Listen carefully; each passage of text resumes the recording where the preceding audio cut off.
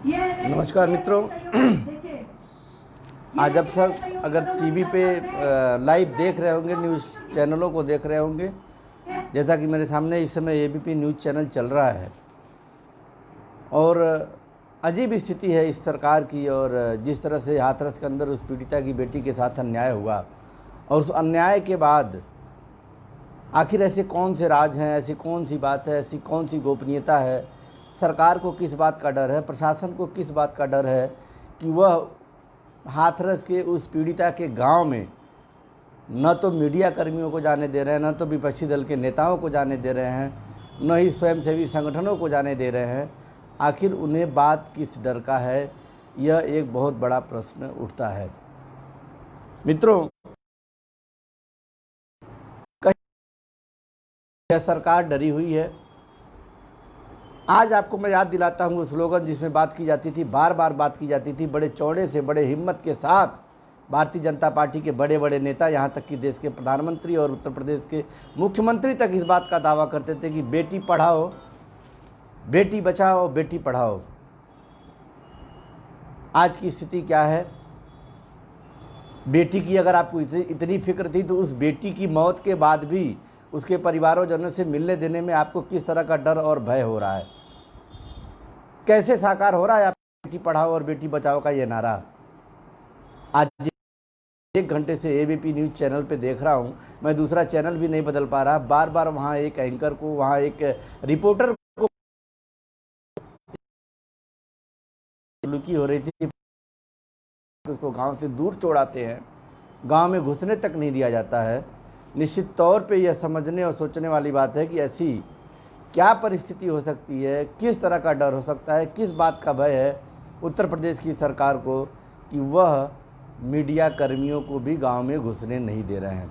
कल तक ये बहाना बनाया जा रहा था, आज 48 घंटे लगभग बीत चुके हैं, यह बहाना बनाया जा रहा था कि कोरोना का समय चल रहा है। उसके साथ साथ एसआईटी के जांच की बात की गई। उत्तर प्रदेश की जो एसआईटी है, मुझे ताज्जुब हो रहा है कि इसको 48 घंटे में इस एसआईटी ने भी अपनी पूछताछ क्या पूरी नहीं की है।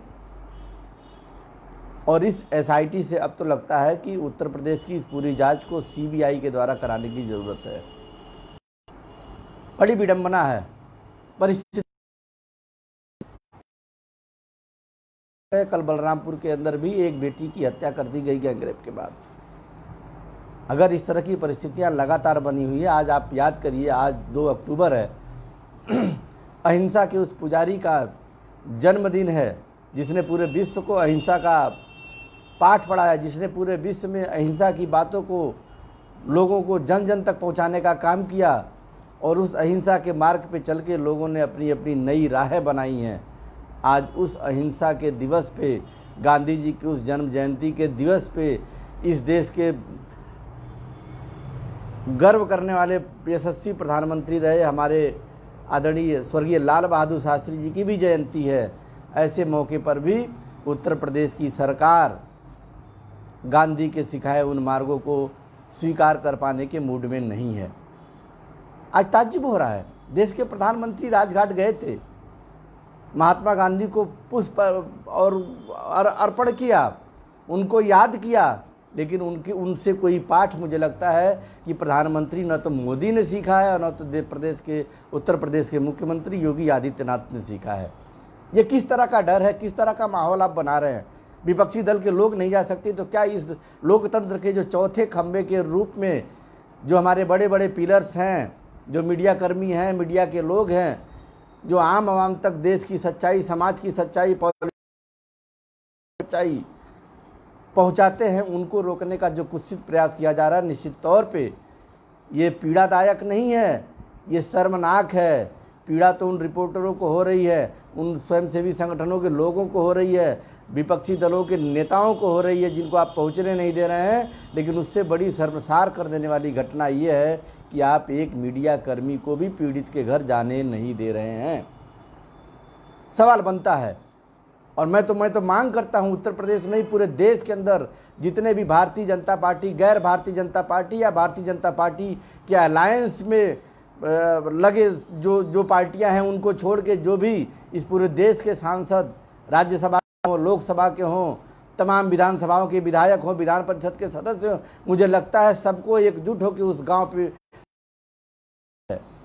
अगर इस तरह से सरकार उस पूरे गांव को की घेराबंदी कर रखी है, जैसे लगता हो कि कोई आतंकवादी उस गांव में घुस आया है और ये कोई स्पेशल एक ऑपरेशन चला रहे हैं। आज जरूरत है आप समझिए, इन सब बातों को समझिए। आखिर उत्तर प्रदेश की सरकार करना क्या चाह रही है, उसकी मंशा क्या है, उसकी सोच क्या है। एक के बाद एक हत्याएं, पिछले 1 साल से ऐसा कोई दिन नहीं है जहां उत्तर प्रदेश के अंदर हत्या न हुआ हो।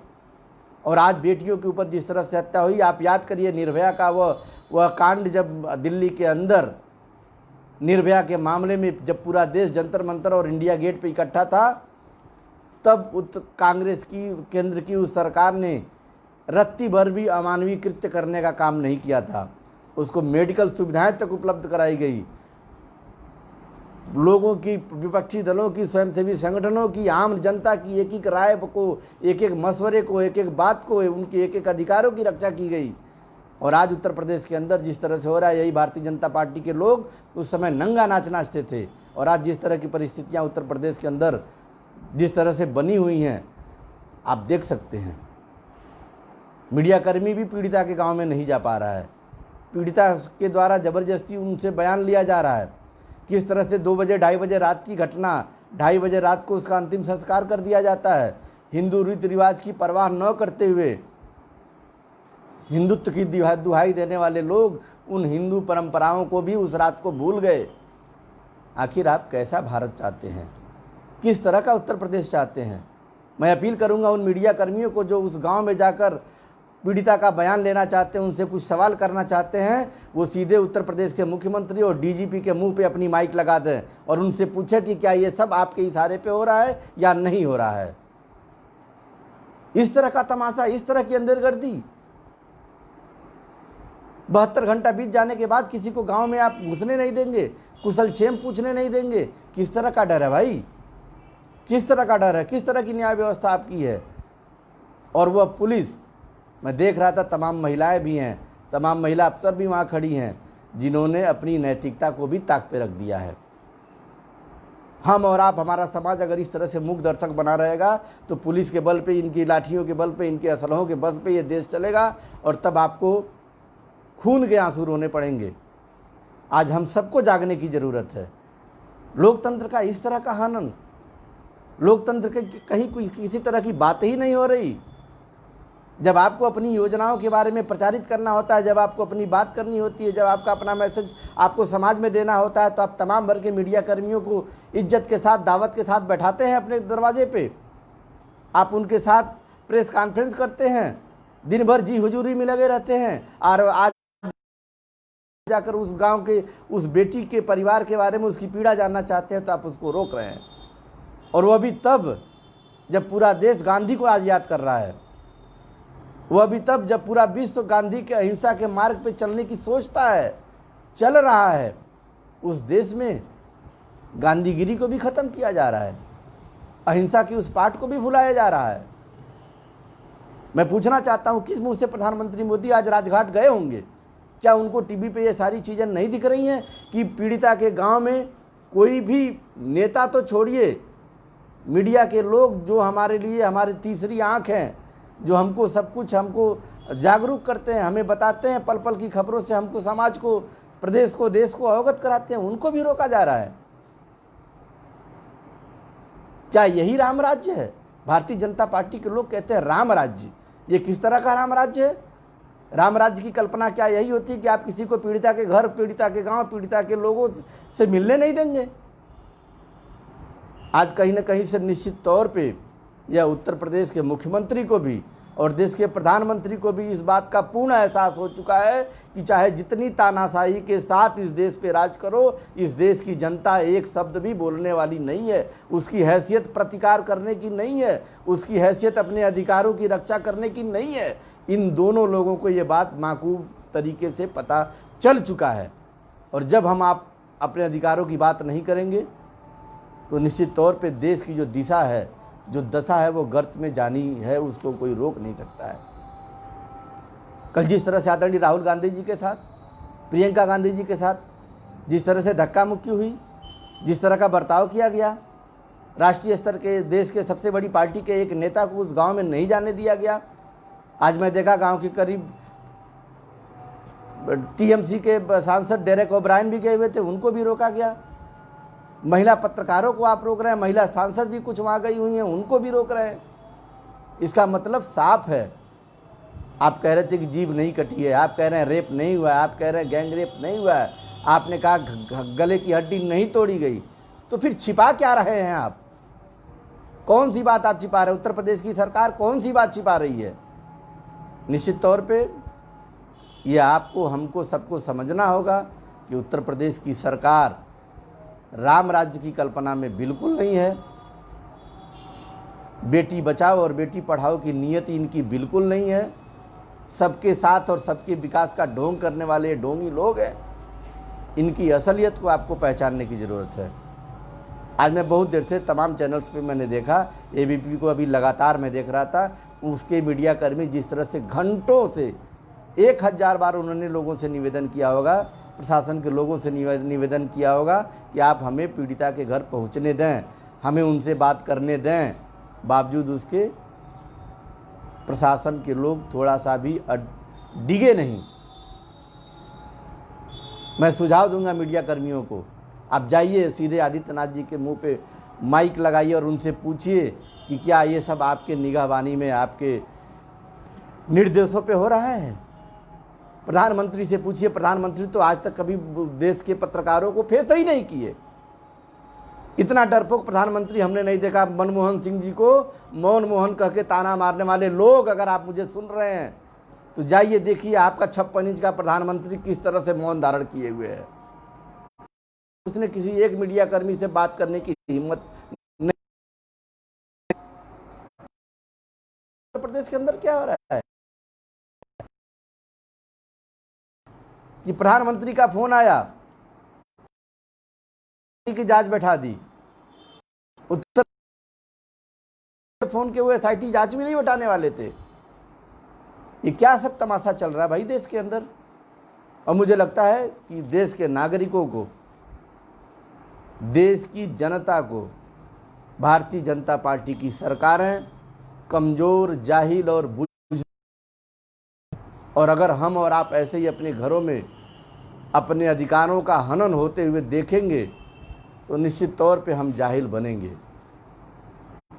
को करना है, प्रदेश की बेटियों को न्याय दिलाना है या नहीं दिलाना है, ये आपको सोचना है। हमारे और परिवार में हमारे समाज की बेटियां कैसे सुरक्षित रहेंगी, ये फैसला आप। और अगर आप नहीं कर सकते तो इतना ध्यान रखिएगा, इसी देश के प्रधानमंत्री ने कहा है आत्मनिर्भर बनो। सरकार, सरकारी तंत्र आपके लिए कुछ भी नहीं करने वाला। पूरे देश का सिस्टम कोलैप्स कर चुका है, अर्थव्यवस्था छिन्न भिन्न हो चुकी है। बूढ़े बाप के सीने पे नौजवान बेटा घूम रहा है, महिलाओं के साथ उत्पीड़न, बलात्कार, क्या तमाशा। आपने सुना मोदी जी को, बलफ मास्टर को आपने सुना? आत्मनिर्भर हो जाइए। अपनी सरकार से जो बेटी बचाओ और बेटी पढ़ाओ की बात करती है, उससे आप रत्ती भर भी उम्मीद नहीं कर सकते। करेंगे देश के इतने बड़े नेता डेरेक ओब्रायन, 2-3 और महिला सांसद जब उस गांव में नहीं घुस सकते, उस बेटी के पीड़ित परिवार से की क्या बितात है? डंडे के बल पे, असलहे के बल पे, पुलिस के बल पे साथ जिस तरह से उत्तर प्रदेश की सरकार है, कहीं न कहीं से वह हमको, हमारे अधिकारों को छीनना चाहती है, हमारे आत्मस्वाभिमान को हम ठेस पहुंचाना चाहती है। आपको समझने की ज़रूरत है। इन सारी बातों को आप समझिए। और हद तो तब हो जाती है जब आप लोग उन्हीं भावनात्मक मुद्दों पे आकर ऐसी राम रहीम पे चुन लेते हैं, भारत और पाकिस्तान, हिंदू और मुसलमान पे चुन लेते हैं। और आज उस आपके जो निर्णय हैं, आज पूरा देश भुगत। मैं इतना ही कहना चाहूँगा कि आज हाथरस में कल हुआ, बलरामपुर में हुआ, गोंडा में हुआ।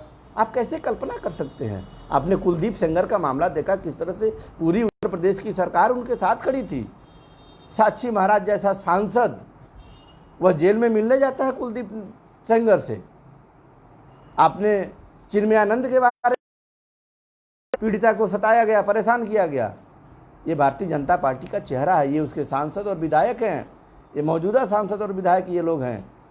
किस तरह की परिस्थितियां इन्होंने देश में पैदा की है। जिस बेटी को आप बचाने की बात करते हैं, उस बेटी को बचाने की जो उनकी मंशा है, वो आपको ये मैसेज देते हैं कि भारतीय जनता पार्टी के नेताओं से अपनी बेटियों को बचाइए। बहरहाल बहुत कुछ कहना था, मन अब बिल्कुल आक्रोशित है। जिस तरह से मैं टीवी पे देख रहा हूँ, आप सब भी देख रहे होंगे, अपनी अपनी टीवी खोलिए और देखिए किस तरह से उस गांव को, हाथरस के पीड़िता के उस गांव को किस तरह से छावनी में तब्दील कर दिया गया है, किस तरह से उन परिवारों को नज़रबंद कर दिया गया है। आखिर डर किस बात का है? और वो बेशर्म पत्रकार पूछता है, भारत वह बेशर्म कहाँ है? आप पूछेंगे उससे? पूछिए उस बेशर्म को, वो कहाँ है? पालघर की घटना में जिससे हमारे कांग्रेस पार्टी के शीर्ष नेता आदरणीय सोनिया गांधी जी से कोई मतलब नहीं था, उस पर वो किस तरह से मुंह फाड़ के बात कर रहा था, आप उससे पूछिए। वह निकम्मा, वह बेशर्म पत्रकार अर्नव आज कहाँ है? और मैं मीडिया कर्मियों से भी अपील करूंगा, तमाम घरानों से अपील करूंगा, आज जिस तरह से आपको गांव में नहीं घुसने दिया जा रहा है, इसके जिम्मेदार भी आप हैं। आप लोगों ने पिछले 1 महीना से, 15 दिन से ये बेटी जंग लड़ रही थी जिंदगी और मौत से, एक बार भी आपने उसके मुद्दे को उठाने का प्रयास नहीं किया। रिया चक्रवर्ती, कंगना रनौत और सारा अली और दुनिया भर की बॉलीवुड की अभिनेत्रियों के पीछे आप पड़े हुए थे। 24 घंटा एक ही आपका मकसद था, देश की विषम परिस्थितियों पे बात न करते हुए, सरकार का मदद करते हुए आप सब मीडिया के लोग इस सरकार को बचाने में तमाम तरह के मुद्दे उखाड़ते हैं और गैरवाजी मुद्दे उखाड़ते हैं, और आज उसका नतीजा आपको भोगने को मिल रहा है। आपकी इतनी हिम्मत नहीं कि आप उस गांव में घुस पाइए। बहरहाल मित्रों, बहुत बहुत धन्यवाद। आप सबने सुना, आज गांधी जयंती है। गांधी जी को नमन करते हुए मैं उम्मीद करूंगा कि उनके संदेशों का थोड़ा बहुत असर इस देश के प्रधानमंत्री और उत्तर प्रदेश के मुख्यमंत्री के दिल दिमाग पे पड़ेगा। वैसे तो ये पार्टी ही पूरी तरह से इवेंट पे चलने वाली पार्टी है। आज प्रधानमंत्री मोदी गए राजघाट पे, उन्होंने गांधी जी की समाधि पे पुष्प अर्पित किया, ये भी इवेंट था। ये सब इवेंट के लोग हैं, इवेंट मैनेजमेंट के लोग हैं, इवेंट से ये देश चला रहे हैं। मैं उम्मीद करूंगा, आज गांधी जयंती है, देश में, देश की सरकार में बैठे, सत्ता पक्ष में बैठे लोग, चाहे केंद्र की सरकार हो, चाहे उत्तर प्रदेश की सरकार हो, गांधी की नैतिकता वाले मूल्यों पर अगर कुछ विचार कर पाएगी तो पीड़िता के परिवार के दर्द में शरीक होने वाले लोगों को उनके पास जाने के लिए उनको खुली छूट